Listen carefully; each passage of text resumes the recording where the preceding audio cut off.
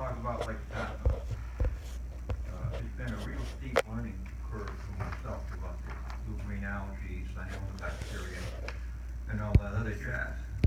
But the fact of the matter is we have a serious health emergency. Our businesses are hurting.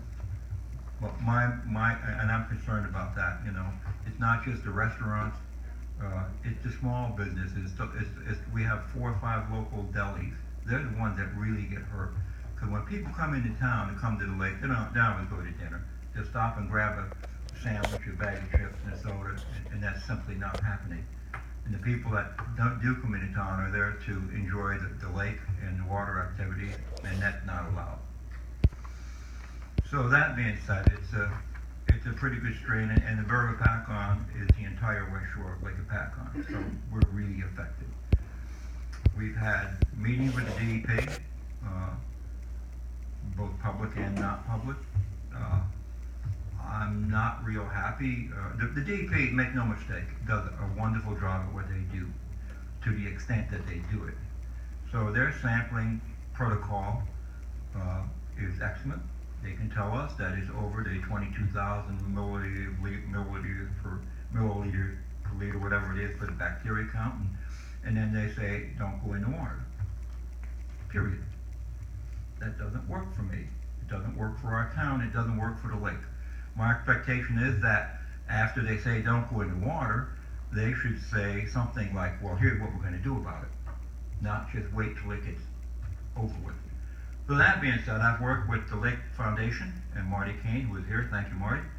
And we have found models and we have found methodologies that will address and mitigate the blue-green algae, which is a cyanobacteria. Just hours ago, I actually have a proposal from a company that did a 1,600-acre lake in Vermont. And this was not months, this was weeks for them to mitigate it. And their methodology involved no chemicals. And so we're going to pursue this. This is very new. I just got this hours ago.